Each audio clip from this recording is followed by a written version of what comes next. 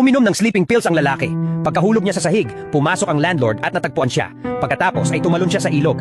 Ngunit nagkataong may rescue team sa malapit. Kahit si kamatayan ay ayaw sa kanya. Nang magising siya sa ospital, nakita niya ang isang lalaking naninigarilyo sa tabi niya. Nakaramdam siya ng pagkalito. Lumapit ang isang nurse para itigil ang paninigarilyo. Ngunit ang sigarilyo ay nasa kanyang sariling kamay. At walang ibang nakakakita sa lalaking iyon maliban sa kanya. Pagkatapos niyang tumalon sa ilog, nagsimula siyang makakita ng mga multo. Maya-maya ay nakakita pa siya ng 4 na multo.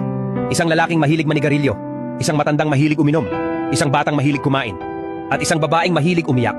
Nalaman nilang nakikita niya sila, kaya sinundan nila siya kung saan-saan. Gusto nilang hiramin ang kanyang katawan upang maranasan muli ang buhay. Iniuwi sila ng lalaki. Sinapian siya ng naninigarilyo at humihit ng 500 sigarilyo sa isang pagkakataon. Nang huminto siya, pumalit ang bata at walang tigil na kumain. Lahat ng junk food na puno ng asukal at taba hanggang sa muntik na siyang masuka. Pagkatapos ay angkinin siya ng matanda at uminom ng mahigit 20 bote ng alak. Ang babae lang ang hindi pumalit sa katawan niya, pero tuwing umaga, nagigising siya na nakahiga na siya sa tabi niya. Tahimik na nakatingin sa kanya. Makalipas ang ilang araw, tuluyang nasira ang katawan ng lalaki. Nagpunta siya upang maghanap ng isang master para sa tulong. Ang sabi ng master, hindi maitataboy ang mga multo. Kapag natupad na ang kanilang mga hiling ay aalis na sila, kaya umuwi na siya. At nagsimulang magtanong tungkol sa kanilang mga kagustuhan. Ang una ay ang matanda.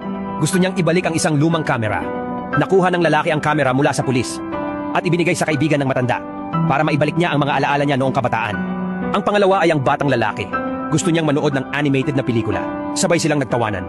At binilhan pa siya ng lalaki ng anime toy. Ang pangatlo ay ang naninigarilyo. Gusto niyang maghanap ng dilaw na taxi. Sinapian ng naninigarilyo ang katawan ng lalaki. At nag-drive, muntik na siyang manigarilyo. Ngunit pagkatapos ay naalala ang paninigarilyo ay masama para sa kalusugan. Kaya itinapon niya sa bintana ang sigarilyo. Nakita ito ng isang pulis at hiniling sa kanya na ipakita ang kanyang lisensya sa pagmamaneho. Wala siya. Kaya dinala siya sa istasyon.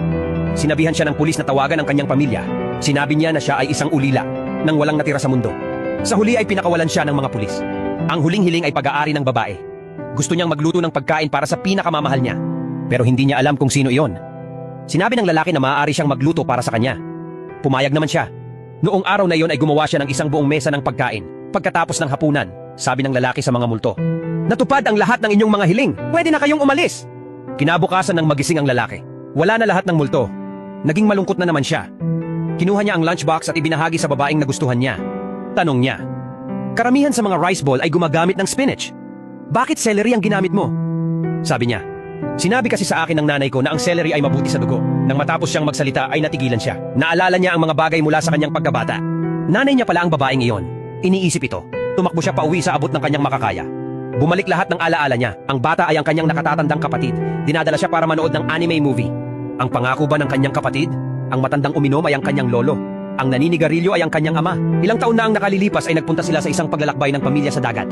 Ngunit isang malaking truck ang tumama sa kanilang sasakyan. Nahulog ang sasakyan sa bangin. Namatay ang lahat. Maliban sa kanya, pinagtanggol siya ng kanyang ina ng kanyang katawan. Nakaligtas siya.